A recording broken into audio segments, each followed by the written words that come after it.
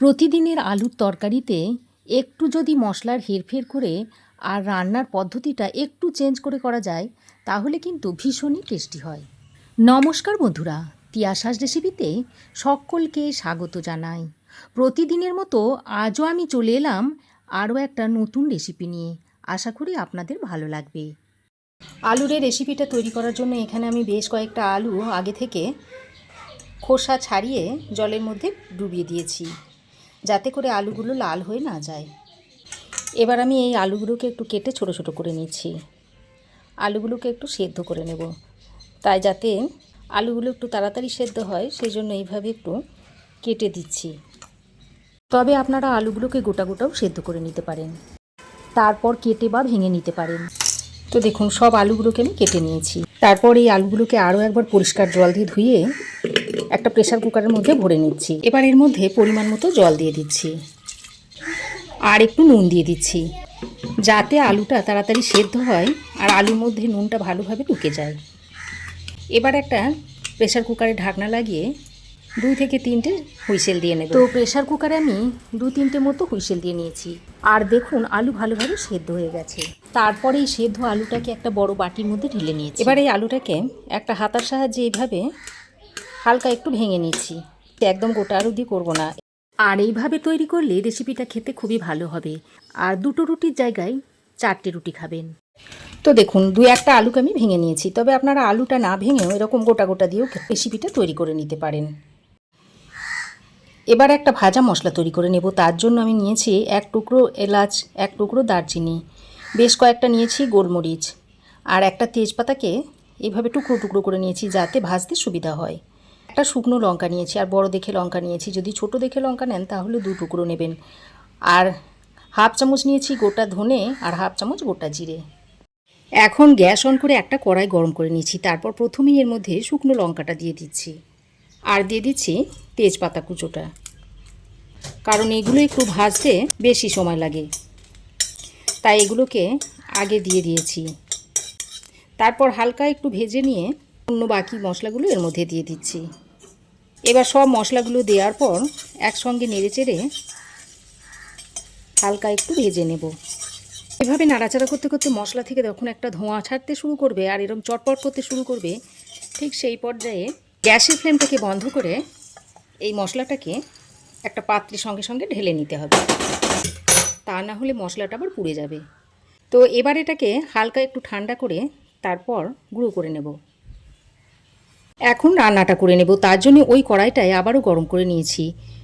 এবার এর মধ্যে পরিমাণ মতো সর্ষের তেল দিয়ে দিচ্ছি। তেলটাকে ভালোভাবে গরম করে নিয়ে এবার ফোড়নের মধ্যে দিয়ে দিচ্ছি একটা শুকনো লঙ্কা, একটা তেজপাতা ছিঁড়ে দিয়ে দিলাম, আর হাফ চামচ পরিমাণ দিয়ে দিচ্ছি গোটা জিরে। এখন ফোড়নটাকে নেড়েচেড়ে কিছুক্ষণ মিশিয়ে নিচ্ছি। তারপর ফোড়ন থেকে একটা সুন্দর গন্ধ বেরোলে ঠিক সেই সময় এর মধ্যে দিয়ে দিচ্ছি কুচনো পেঁয়াজ। এখানে আমি একটা মিডিয়াম সাইজের পেঁয়াজ একটু মিহি করে কুচিয়ে নিয়েছি, সেইটা এখানে দিয়ে দিয়েছি। তো পেঁয়াজটা দিয়ে ফোড়নের সঙ্গে বেশ ভালো করে নেড়েচেড়ে মিশিয়ে নেব। তারপর পেঁয়াজটাকে একটু ভেজে নেব। তো দেখুন, ভাজতে ভাজতে পেঁয়াজটা একটু নরম হয়ে গেছে আর পেঁয়াজের মধ্যে হালকা একটা কালারও এসে গেছে। এবার আমি এর মধ্যে দিয়ে দিচ্ছি 1 চামচ আদা আর রসুনের পেস্ট। আদা আর রসুনটা দিয়ে আবারও একটু পেঁয়াজের সঙ্গে ভালো করে ভেজে নিচ্ছি, যাতে আদা রসুনের কাঁচা গন্ধটা চলে যায়। আজ আমি রেসিপিটা পেঁয়াজ আর রসুন দিয়ে করছি। আপনারা চাইলে পেঁয়াজ রসুনটা বাদ দিয়ে নিরামিষভাবেও করতে পারেন। আদা রসুনটাকে দিয়ে একটু ভেজে নিয়েছি আর আদা রসুনের কাঁচা গন্ধটা চলে গেছে। এবার আমি এর মধ্যে দিয়ে দিচ্ছি টমেটো বাটা। একটা মাঝারি সাইজের টমেটোকে আমি বেটে নিয়েছি, দিয়ে সেটা এখানে দিয়ে দিয়েছি। তো টমেটো বাটাটা দিয়ে আবারও পেঁয়াজের সঙ্গে কিছুক্ষণ ভেজে নিচ্ছি। টমেটো বাটাটা দিয়ে আরও কিছুক্ষণ ভেজে নিয়েছি। এবার আমি এখানে কিছু মশলা যোগ করে দেব। তো প্রথমেই দিয়ে দিচ্ছি হাফ চামচ পরিমাণ হলুদ গুঁড়ো, আর কালারটা যাতে একটু সুন্দর আসে সেই জন্য আমি একটু কাশ্মীরি লঙ্কার গুঁড়ো দিয়ে দিচ্ছি, আর সামান্য পরিমাণে একটু ঝাল লঙ্কার গুঁড়ো দিয়ে দিলাম। এবার মশলাটা যাতে পুড়ে না যায় তাই অল্প পরিমাণে একটু জল দিয়ে দিয়েছি। তারপর এই মশলাটাকে ভালো করে কষিয়ে নিতে হবে। আর মশলা যত ভালো করে কষাবেন রান্নার স্বাদ কিন্তু ততই বাড়বে। আমি যেহেতু ভাজা মশলার মধ্যে গোটা জিরে ও ধনে দিয়েছিলাম, তাই আর জিরে ধনের গুঁড়োটা এখানে দিলাম না। তো খুব ভালো করে নেড়েচেড়ে মিশিয়ে নিয়ে এবার আমি এটাকে একটু ঢাকা দিয়ে কষিয়ে নিচ্ছি। তো ঢাকা দিয়ে এই 1-2 মিনিট মতো কষিয়ে নিচ্ছি। আর দেখুন মশলা থেকে তেল ছাড়তে শুরু করেছে। মশলাটা খুব ভালোভাবে কষানো হয়ে গেছে। এবার আমি এই সেদ্ধ আলুটা এর মধ্যে দিয়ে দিচ্ছি। ওই যে আলুটাকে সেদ্ধ করে ভেঙে রেখে দিয়েছিলাম, সেই আলুটা এর মধ্যে দিয়ে দিলাম। দিয়ে ভালো করে নেড়েচেড়ে মিশিয়ে নিচ্ছি মশলার সঙ্গে। ভাঙা আলুটা দিয়ে প্রায় 2-3 মিনিট মতো মশলার সঙ্গে ভালো করে কষিয়ে নিয়েছি। এবার আমি ওই সেদ্ধ আলুর পাত্রটাতে একটু জল নিয়ে এটা দিয়ে দিলাম। জলটা দিয়ে ভালো করে মিশিয়ে নিচ্ছি। আর এই রেসিপিটাতে খুব বেশি জল লাগবে না, অল্প জলে রান্নাটা হয়ে যাবে। বন্ধুরা, এই রেসিপিটা এতটাই টেস্টি হয় যে একবার খেলে এর স্বাদ মুখে লেগে থাকবে। তো এরকম একটা আলুর তরকারি করে আপনারা বাচ্চাদের টিফিনেও দিয়ে দিতে পারেন। এবার আমি এর মধ্যে 3টে চেরা কাঁচা লঙ্কা দিয়ে দিলাম। আর অল্প সামান্য একটু নুন দিয়ে দিচ্ছি, যেহেতু আলু সেদ্ধ করার সময়তেও নুন দিয়েছিলাম, সেই বুঝেই দিয়ে দিচ্ছি। নুন আর কাঁচা লঙ্কাটা দিয়ে ভালো করে নেড়েচেড়ে মিশিয়ে নিয়ে এবার আমি একটা ঢাকনা লাগিয়ে 5-6 মিনিট রান্না করে নেব। তো 5-6 মিনিট মতো ঢাকা দিয়ে আমি আলুটাকে রান্না করে নিয়েছি। রান্নাটা প্রায় হয়ে এসেছে। এবার আমি এর মধ্যে অল্প পরিমাণে একটু চিনি দিয়ে দিচ্ছি, যাতে স্বাদটা একটু ব্যালেন্স হয়।